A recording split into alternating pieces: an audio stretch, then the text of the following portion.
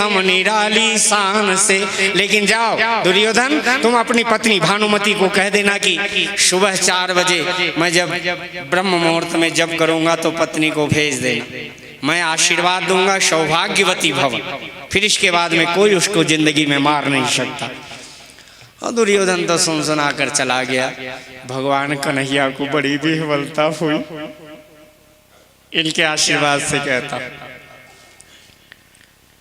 बड़ी भ्राता और तैयार हो गए। भीष्म पितामह तो सुबह ध्यान में मग्न, कन्हैया को चैन नहीं, और अर्जुन बड़ा सो रहा था। भगवान गए, भगवान ने अर्जुन को ऐसा जगाया, कमर पर हाथ रख कर दबाने लग गए चरण। अरे भैया पार्थ, तू सो रहा है? कहते सोना नहीं तो और क्या करना। कहते मेरे को तो बड़ी बेचैनी है, मेरे को तो नींद नहीं, तेरे को तो खा पी कर नींद ही आती खर्राटे। कहते महाराज चिंता आप कर रहे हैं तो हमें किस बात की चिंता? हाँ, हमें किस बात की चिंता, आप करो। अर्जुन को कहा, अर्जुन तुम्हें पता है भीष्म पितामह ने प्रतिज्ञा की है कि कल पांडव एक मारा जाएगा, कल को पांडव एक मारा जाएगा और आज का बदला निकाला जाएगा। अब मेरे को चैन, कहते बस कल होगा तो कल देखेंगे, कल की कौन चिंता करे। भगवान कन्हैया गए, उनको कहाँ चैन पड़ती है, जब काम किसी से नहीं बनता। तो भगवान गए, सुबह सुबह द्रौपदी को 3 बजे जगाया। हे कृष्णा, हे बहन द्रौपदी। द्रौपदी तो उठकर खड़ी हो गई, वंदन किया। भगवान ने हृदय से लगाया, क्या बात है प्रभु, आप आज इतने चिंतित क्यों हैं? अरे कहते आज भीष्म पितामह ने ऐसी प्रतिज्ञा कर ली कि कल पांडव एक मारा ही जाए और उनकी प्रतिज्ञा कोई टाल नहीं सकता। तो भगवान द्रौपदी ने, कृष्णा ने कहा क्या करूं प्रभु? कहे बस चलिए मेरे साथ। भगवान ने भी आज अपनी पीताम्बर को चुने आई और खोस खास कर साड़ी की तरह लेकर द्रौपदी से कहा जल्दी आओ। और वहां तो किसी पुरुष का प्रवेश था नहीं, तो कन्हैया ने भी 2.5 हाथ का घूंघट किया। कन्हैया सब बन जाते भक्तों के लिए। और प्रेम से भगवान जब गए, जाकर द्रौपदी को कंधे पर बैठा है, जल्दी बैठ, और दौड़ करके भाग कर गए और शिविर के बाहर उतारे। द्रौपदी का चप्पल लेकर अपने पीताम्बर में बांध लिया।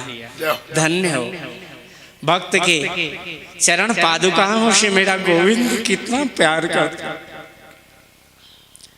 और कहा देख वाह बाबा जी बैठे हुए हैं, ध्यान लगाए। तो प्रातः काल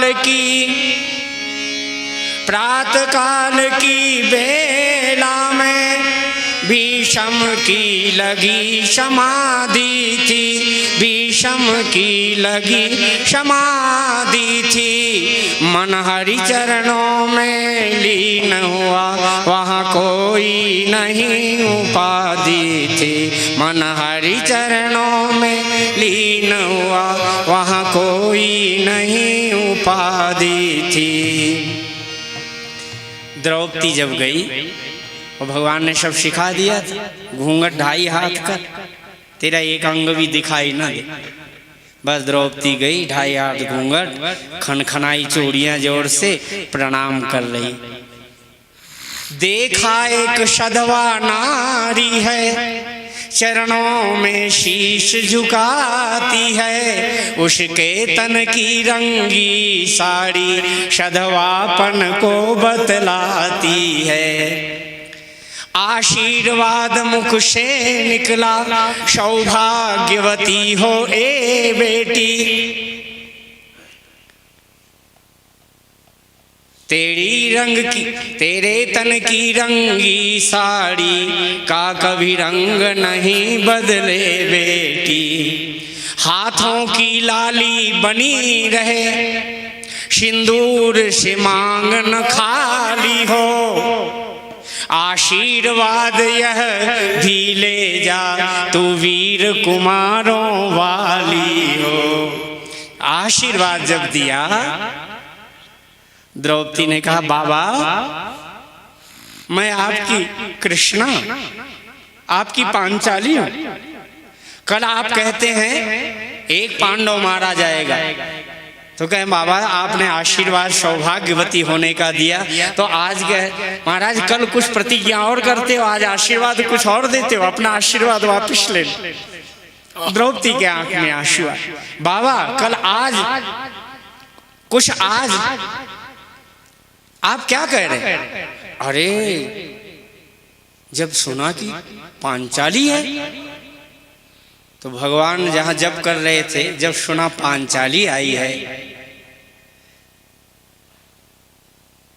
तब देखते ही पांचाली को कहने लग गए भीष्म पिता धन्य हो बेटी। भीष्म जब आई होश पितामह को, हाथों से माला छूट गई, मन हरि चरणों में लगी हुई, चितचोर समाधि टूट गई। बेटी इन प्रश्नों का उत्तर तुमको